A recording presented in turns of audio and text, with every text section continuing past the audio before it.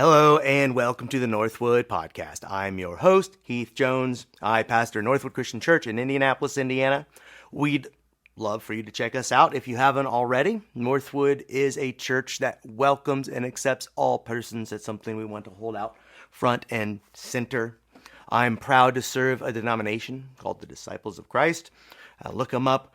That recognizes the callings and the ordinations of those who have often been left out or outright persecuted against, much less given leadership positions within the church. I'm thinking here of women and queer people broadly, and there have been others throughout history. But as I was saying, I'm very proud to name several women and queer people and even several queer women as my colleagues in ministry.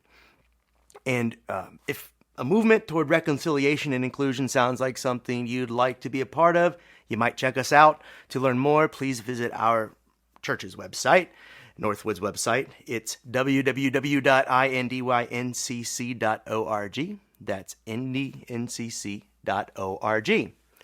Or if you're simply content with the podcast, I encourage you to like, subscribe, or follow the Northwood Podcast by way of whatever app you use to listen. If you haven't done so, pause right now and do that. That way you'll know when new episodes are up. And also it will aggregate more people to our podcast. So it's a way of spreading the word. And I encourage you to do that. While we're on the topic of podcasts, I'm happy to let you know that ours is produced by the All Indiana Podcast Network. The All Indiana Podcast Network produces and distributes podcast content created by Indiana residents of various kinds and persuasions, and often about topics of interest to we Hoosiers, though not exclusively. Either way, you should check out their other offerings. You may do so by visiting www.wishtv.com/podcasts. That's wishtv.com/podcasts. And shifting gears, we're about to move on to the main topics for today, but first we need to pause for some ads for our podcast audience that we were just talking about. And if this means you, we'll catch you after these ads. And we're back. The leaping off point for today's message is a passage from the Bible found in the Gospel of Mark, chapter 6, verses 1 through 13. Mark 6, 1 through 13. Here, Jesus has been on a tear, healing across the land, and now he has arrived back at his hometown, where he grew up. And here's where the story picks up, and I'll just read it. Mark 6, verses 1 through 13. He left that place and came to his hometown, and his disciples followed him. On the Sabbath, he began to teach in the synagogue, and many who heard him were astounded. They said, "Where did this man get all this? What is this wisdom that has been given to him? What deeds of power are being done by his hands? Is not this the carpenter, the son of Mary, and brother of James, and Joseph, and Judas, and Simon? And are not his sisters here with us?" And they took offense at him. Then Jesus said to them, "Prophets are not without honor, except in their hometown, and among their own kin, and in their own house." And he could do no deed of power there, except that he laid his hands on a few sick people and cured them. And he was amazed at their unbelief. Then he went about among the villages teaching. He called the 12 and began to send them out 2 by 2, and gave them authority over the unclean spirits. He ordered them to take nothing for their journey except a staff, no bread, no bag, no money in their belts, but to wear sandals, and not to put on 2 tunics. Just bring one. He said to them, "Wherever you enter a house, stay there until you leave that place. If any place will not welcome you, and they refuse to hear you, as you leave, shake off the dust that is on your feet as a testimony against them." So they went out and proclaimed that all should repent. They cast out many demons and anointed with oil many who were sick and cured them. That's where the passage leaves off, those disciples doing the things that Jesus had done. Before we really dive in, though, I'd like to talk about this word prophet that came up a few times, as in Prophet, one who would prophesy, or a seer, someone who is wise. You may have noticed that the word pops up often in our common vernacular to mean somebody who sees into the future. And I just like to clear up some confusion about this word, because in recent times, this word has come to be used to describe someone who can see into the future and then make predictions about what's going to happen. And this is very unfortunate, because in the biblical world, this is seldom what the word actually means.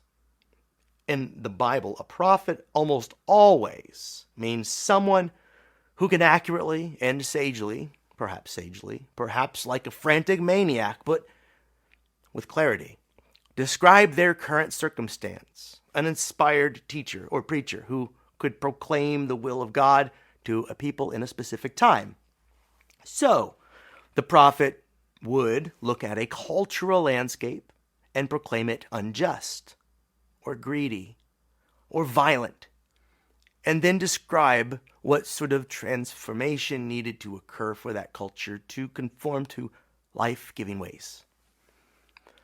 This will be the sense in which we talk about a prophet throughout this time together. Just so you know, when I say prophet, that's what I mean. One who truthfully and in wisdom calls it like it is, and then describes things as they ought to be.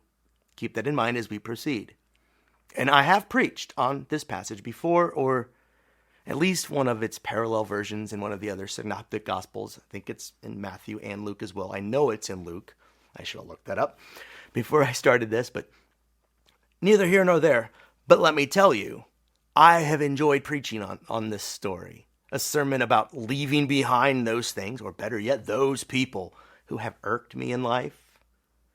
I mean, have you ever slammed a door in a moment when you knew in your very bones that it was justified? It felt so good, right? Like scratching poison ivy. Never did it occur to me to question who the prophet was in my scenarios when I'd hear passages like this read or talked about. And then later, being a pastor, I was used to people taking issue with something or other about me. So I could see myself in this way too easily. I can remember, for instance, coming back to my childhood church after my first year away at college. I was even then training to be a pastor, and I thought I had learned a thing or two. I probably had. But I was arrogant, and I had even arranged to return home as a student minister whose role was to lead the youth and assist the pastor. I was even tasked with teaching an adult Sunday school class, like teaching some of the people who had raised me. Kind of ridiculous. I thought I'd wow them with my newfound knowledge, and I thought I'd challenge them and correct their folksy, colloquial, quaint understanding of the scriptures and church history. In short, I was an arrogant young fool and was received as such. But do you know what I called it then, when they questioned me or rolled their eyes? Persecution. I was a prophet without honor in my own town, my home. It was cathartic to metaphorically wipe the dust off my shoes and return to college for my sophomore year. And this Messiah complex never leaves us overnight. In my first years of pastoring, now a college graduate with a degree in Christian ministries, I thought I was about to reinvent the local church. I had ideas, I had passion, I had an axe to grind, I had answers to life's problems, and I hadn't even really lived. And rest assured, I let everyone know about it. I preached impassioned sermons calculated to convict and move hearts. I preached as one who knew that he had seen the face of God and was tasked with describing what I'd seen to a group of people who couldn't possibly understand. When I was met with criticism of my style or my half-cooked ideas, or resistance to my ideas, in fact, I would say persecution. Again, a prophet without honor in my new hometown. This was, I explained to myself, why nothing I tried seemed to work. After all, Jesus could, quoting verse 5, perform no deed of power, except heal a few sick people. And it was because Jesus was hamstrung by the lack of faith in his hometown, so why not me? So I lamented the lack of faith I saw in others, and in doing so, I felt better myself, insecure as I was. Shake the dust off your feet and move on, right? Well, it could be true for people like me in those times. Could be necessary. But lately, the conversations I've been having have caused me to rethink what this passage could mean for the church in this year, 2024. But let's go back to it, and I'll tell you why. Jesus had been traveling and healing. We've been over that. He arrives at his hometown where he was, as I said, hamstrung by their lack of belief in his capacity to heal. So he moves on and now sends out his disciples to do similar work. It is in this context that he instructs them to, should they be received with less than a warm welcome, shake the dust off of their feet as they leave. The text says that this serves as a testimony against them being whoever were rude, I guess, or overtly hostile. It's a powerful gesture and image, leaving behind, metaphorically or literally, the very dirt they tarnished you with. It's as if to suggest, I'm leaving, but I'm taking none of your ugliness with me. Growing up, I took this advice to be good advice for those who may get their feelings hurt. But also, I took this to be the model of how to react should someone reject me for my faith. Again, this persecution complex is kicking in at this stage of my life I'm here describing. While it is true that in places on this planet someone may be persecuted for following Jesus, this could hardly be said where I was living growing up and where I still live. In fact, upon further reflection, I think that the inverse has been true. Could it be that others have been leaving the church, shaking the metaphorical dust, the hurt, the trauma off their feet that our churches, that we Christians have all too often generated, and that it is we who are now all covered in the dust? Just flip it. We always see ourselves in the role of the persecuted leaving in a huff, but could it be that the church has been persecuting our prophets for over the course of centuries? For me, these are rhetorical questions, all of these. There are broad strokes I should paint with first to make the point. Greed, for example, has always been the church's bugaboo. We've been all too corrupted by the allures of wealth, forgetting that the church is meant to be but a conduit for wealth, so that it may flow to the places where it is most needed. I'm thinking here of hungry bellies, shelter for those who need it, and every other human need met first before we bask in the overflow of what God has trusted us with. We've done this very poorly. We've built up our institutions as if they were the point, the reason for their own existence, as if they justified their own existence. When really, our churches are meant to be places where even the institution's impulse is to die, if this means the people might then live. But over the course of centuries, people have noticed our churches and its leaders treating money and wealth generally as if it were the point of it all after all. That is what the dominant message of the last century, I think, has been. Church leaders have then lived conforming to that culture. They've lived ostentatiously, even as they encouraged the poor to have more faith. In our century, the rise of the prosperity gospel has soured our reputation still more, as it suggests that getting rich is evidence of God's approval, and even perhaps the overall reason that one might follow Jesus in the first place. Strange idea to follow a poor man to get rich. People are supposed to be able to turn to Christian communities driven by the principles of Jesus, and then find relief from the evil impacts of greed. Instead, they find that things are much the same inside of many churches. They can feel like shopping malls as well as any other place in the United States.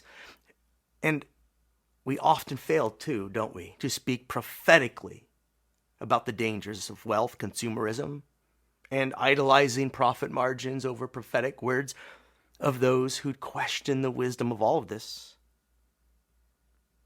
So after observing this, they shake the dust off of our ideas and our examples and off their feet, leaving us all covered in their dust. And we think as them. Now that's broad strokes, what I've just described. How about the specifics? Well, we've had prophetic movements rise out of our churches. But have we always listened to these voices? For centuries in Europe and in North America, social pariahs called abolitionists called for the end of slavery, and many did so on Christian principles. They drew from their faith the idea that all humans are God's children and made in God's image. Now, being as though nearly everyone involved in these discussions, save most of the slaves, were Christians, you'd think that they'd quickly arrive at the right conclusions. In fact, one should wonder how allegedly Christian nation states or slavers could ever have cultivated such practices in the first place. But the reverse was true. Slavery was not only left largely unchallenged by Christian convictions by and large, but excuses for it were instead bolstered by Christian slaveholders and slave transporters who told lies and invented for themselves a tiered religion where God favored white peoples over all the others. But alas, the slaves had some Bibles. Now, they weren't allowed to read for a reason. For they may learn to read, and then they might read in their Bibles of the Exodus narrative, for example, where other enslaved people were freed by God en masse from an empire. Or they might read some of Paul's epistles, letters to early Christian communities, where he wrote of how in Christian communities it should be that all ethnic, class, and gender identities, categories that often divide us, will instead matter less than our loving relationships and common belief in the gospel of Jesus and to the love to which it calls us. What a compelling image for a community, in my opinion. If only Christians could once, and in a sustained way, live into it. Instead, we've all too often served the cause of oppressors, or perhaps simply failed to engage in struggles we ought to have dove into. The frustration, for example, of civil rights leaders with moderate white Christians is well documented, and many left the church for other liberation movements, and who could blame them? They shook off the dust of our timidity and our cowardice, and they left us behind. It was the church that was left most covered in dust during these years, at least by my estimation. In recent decades, gay people have been asking for a place in the church. Actually, probably throughout time, they have been hidden and wanting a place. We now know this. A place on equal footing with so-called straight people. I think the call to include and affirm queer people is a prophetic one. I think it's the natural conclusion to a gospel that calls us toward greater and greater loves and more radical forms of inclusion. So gay Christians started speaking up even as broader cultural movements were taking off, calling our society toward a greater love and acceptance. And queer and prophetic voices, not welcomed in their home communities, leading the way. And how many have left the church in recent decades over this issue of human sexuality because, well, so many queer people have fallen out of the church and have been forced out, more accurately, and have been left shaking off the dust of our fear and sometimes hatred, leaving us all covered in dust, as I keep saying, our vision very cloudy. And those who have family members, loved ones, children who are gay, transgender, what have you, these see how challenged followers of Jesus have failed to love. Challenged followers, or I say alleged followers, it's challenging, but if we are followers, we will do it. We have failed to love queer friends. And in my opinion, they have left us all covered in dust, and rightfully so. During the AIDS crisis of the 1980s, as some evangelical Christians stoked fear and hatred towards the gay community, we followers of Jesus could have been louder. We could have been braver. We could have come out of our own closets and stood up against the tide of animosity the gay community continues to face even today, as it is again amping up. And now, the sands of time, well, you know how time goes. But the problems that plague humanity do not seem to abate. They change, but they continue. But we've still prophetic voices all around us, calling us away from greed, away from fear, away from hatreds, and towards generosity, courage, and love. There are prophetic voices calling for the end of war. And those who do not realize that they are all covered in dust, calling those around us our misguided guides, helping them to see that they are covered in dust. There are prophetic voices calling for us to consider better economic ends that value human thriving and well-being over the profit motive. And here I mean profit. There are prophetic voices calling us away from all forms of bigotry and fear over God's children, our brothers and sisters in the world, from whom we now feel separate from. But we are hoping, we are called to hope, pine for communion. We hope to come to know them. That's what the gospel calls us to. And hear the prophetic voices calling us away from old ways and into something radically new, I hope will catch our attention. And the church, well, we may be all covered in dust, but it's not too late. Jesus is always calling us away from sin and into life. Here is a moment where we can each, in our own ways, shake off the dust we've long too ignored. We can shake off what keeps us from loving radically or what keeps us bound to our material possessions, idols, making them gods. But we must hear and notice, first, the truth-telling voices of our times. So what prophets have been placed near you? Voices speaking truth and wisdom you have heretofore missed? A voice willing to name the uncomfortable truths of our times, near and around you? Perhaps in the form of a child or an activist, an advocate for the poor. They take all forms and shapes and sizes, these who can name the truth. Their faces and shapes are numerous. If we are wise, we'll open our eyes and see them and open our ears to listen to the prophets in our midst. Then we too may shake off the dust that clouds our vision and follow Jesus into danger, into safety, or to wherever he may lead. This has been the Northwood Podcast. If you like what we're doing here, please subscribe to the podcast by way of whatever app you use to listen, or leave a comment. These points of engagement drive more traffic our way. Or check out our website, www.indyncc.org. And also check out the other podcasts produced by the All Indiana Podcast Network. Until next time, this has been the Northwood Podcast. I am Heath Jones. Peace.